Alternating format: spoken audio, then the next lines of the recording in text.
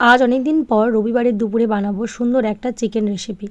ঝটপট বানিয়ে নিচ্ছি, কারণ অনেক দিন পরে চিকেনটা বানাচ্ছি, বিভিন্ন কারণে চিকেন বানানো হয়নি। তো কড়াইতে সর্ষের তেল গরম করে তেজপাতা শুকনো লঙ্কা ফোড়নে দিয়েছি, দিয়ে পেঁয়াজটা ভালো করে ভেজে নেওয়ার পরে আদা রসুন বাটা দিয়ে দিয়েছিলাম। এখন দিয়ে দিলাম পেঁয়াজ আর কাঁচা লঙ্কা বাটা, 4টে মতো কাঁচা লঙ্কা, একটা বড় পেঁয়াজ বেটে নিয়েছিলাম, দিয়ে ভালো করে মিশিয়ে নিচ্ছি।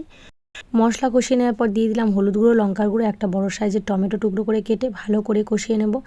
এদিকে আবার রান্নাতে হেল্প করতে চলে এসেছে আমার মেয়ে। মাথার ওপরে রোদ্দুর আর সামনে উনানের আগুন, আমারও মাথা যথেষ্ট গরম হয়ে গেছে। দুষ্টু ছাতা মাথায় দিয়ে চলে এসছে আমাকে রান্নায় হেল্প করতে। এখন চিকেন দিয়ে দিলাম, এবার বেশ করে আগুনটা উস্কিয়ে দিয়ে ভালো করে কষিয়ে নেওয়ার পালা।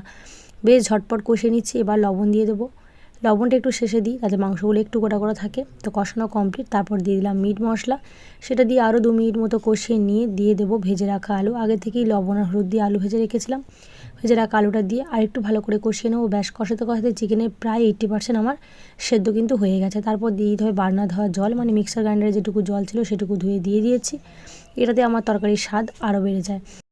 এবার গরম জল দিয়ে 25 মিনিট মতো ফুটিয়ে নিয়েছিলাম। ব্যাস আমার চিকেনের রেসিপি একদম রেডি। গরম গরম ভাতের সাথে জমে যাওয়ার দারুণ একটা সহজ রেসিপি।